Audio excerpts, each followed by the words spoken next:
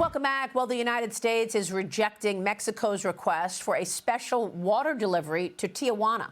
The State Department writes this on X. Mexico's continued shortfalls in its water deliveries under the 1944 Water Sharing Treaty are decimating American agriculture, particularly farmers in the Rio Grande Valley. As a result, today, for the first time, the U.S. will deny Mexico's non-treaty request for a special delivery channel for Colorado River water to be delivered to Tijuana. Joining me now is U.S. Secretary of Agriculture Brooke Rollins. Secretary, good to have you. Thanks very much for being here. Feels like we're in another fight with Mexico. Well, here we go again. I was just there 2 days ago. Today I'm at the White House, obviously, but 2 days ago I was down in the Rio Grande Valley with those very farmers that you just mentioned on the program. They are absolutely decimated. It is close to, the sugar mill has closed. There were only three states in the country that were had a sugar mill. Texas has now closed ours. Now we're down to 2 states because of Mexico not living up to its part in that water treaty.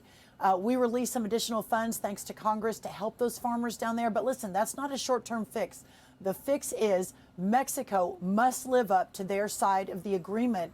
And hopefully we'll see some changes. I think the president is ready to really engage on this. Well, you were also in San Juan, Texas yesterday. You did a roundtable on the challenges that farmers and ranchers are facing in the Rio Grande Valley. What specific challenges do you see, and how is it impacting their ability to do business? Listen, they don't have water, and these are third, fourth, fifth, sixth, and seventh generation farmers that I and Senator Cruz and Congresswoman De La Cruz met with. And for the first time in decades, in generations, in 100 years, they can't plant their crops because they don't know whether they will have the water. Okay. One farmer there, Maria, actually talked about how he normally plants 6,000 acres of citrus. He's now down to 4,000, potentially down to 2,000. And not only can they not survive, right, these farms will close, but Mexico is planting on their side of the border, Chihuahua and other places, pecan trees, other things that take a ton of water, so that they're not delivering to our farmers. They're decimating our farmers while they're building their agriculture industry and breaking the agreement under that 1944 water treaty. But no more, no more. Okay, well, we'll be watching that one. I also want to get your take on President Trump's executive order yesterday. Of course, he signed an order dismantling the Department of Education. Secretary, is this going to impact the Department of Agriculture's ability to run the National School Lunch Program? No, it will not. And listen, I worked with the president in the first term here at the White House in his West Wing, on his West Wing crew. And then in the interim, the 4 years in the interim, obviously launched the America First Policy Institute. Education has always been a massive part of this president's vision on how we take the country back. But most of that was how we return that to the states, how we let the states and the locals under the 10th Amendment of the Constitution, where it should be, how we let them run their own education program. As it relates to USDA and our school lunch program, that is a USDA program. It will continue. We're going to refine it. We're going to reform it. We're going to better align it to make sure it's achieving its stated goals, which, as we're now realizing, so much of the federal government is not achieving their stated goals, their original mission.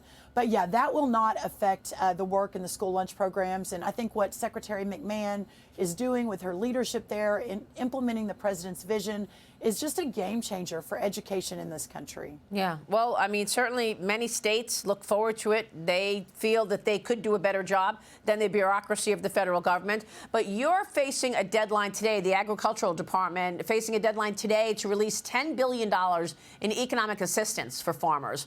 Secretary, you recently held a roundtable in Georgia. You were talking about how the president's tariffs will impact farmers and ranchers there. We've got new Fox News polls show that voters have major doubts about the tariffs. Nearly 70% say that they will make products more expensive. A majority thinks the tariffs will hurt the economy and the jobs market.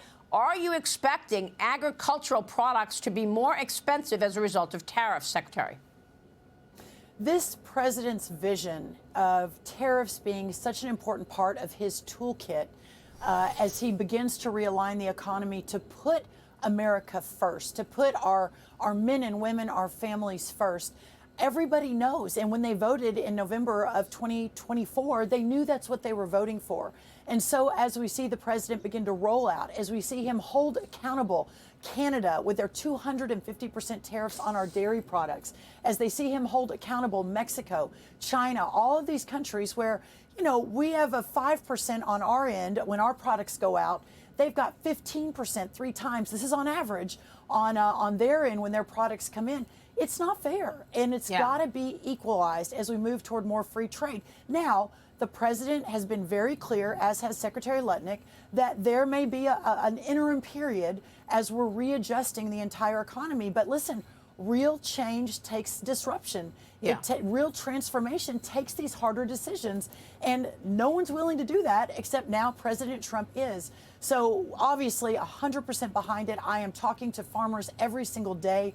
They know that the president has their back. They know and are prepared for potentially, you know, an interim period as we move toward what the president has said is the greatest age of prosperity, not just for all Americans, but for our farmers and our ranchers as well. Well, I mean, it's interesting because I don't think anybody understood the significant difference in tariffs. I mean, I don't think people realized a 200 tariff was there while we were giving a much lower one, or that we're at 5% and somebody else is at 15%. So the president has certainly spotlighted an important issue there.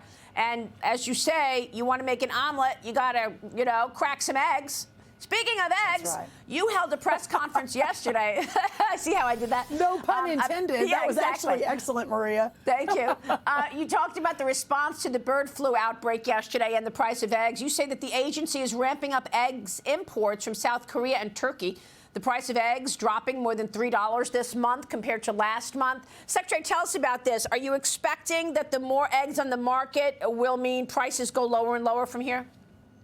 We are very hopeful, and in fact, I brought, just in case this came up, I brought a chart for you. You can see the cost of eggs and how it has increased and increased and increased.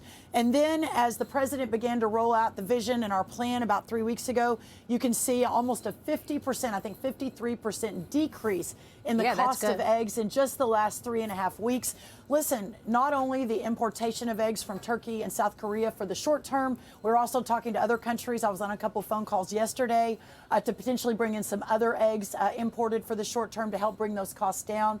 But the long term, we're repopulating the cold birds a lot more quickly. We are investing in biosecurity to lock the barns down, which has proven to be the most important solution to keeping the avian bird flu out. But listen, we're also deregulating. I mean, it's not just the president's vision of deregulating the entire economy, getting government off the backs of our people, the DOGE effort. It's also deregulating in the agriculture industry. Earlier this week, we announced new line speeds for chickens for our poultry producers, which probably for most of your viewers, they don't know what that means. But what it means for our poultry producers is less government. They can be more efficient and more effective in their production for Americans. Long-term research into therapeutics, vaccines, et cetera. We had a very bold plan that we released 3 or 4 weeks ago, and the market reacted to that for multiples of reasons. So we're really glad to see the cost of eggs coming down. For that single mom in Detroit who's trying to figure out how she's going to make ends meet, especially under the last Biden economy, eggs are a low-cost, nutritious way to feed your family. I've got 4 teenagers, I understand. So it's a bit of good news as the president keeps effectuating this vision for bringing America back. All right, Secretary, we'll be watching your work certainly in that front. Good to see you this morning. Thanks very much. Great. Thank you for having me. Good to see you.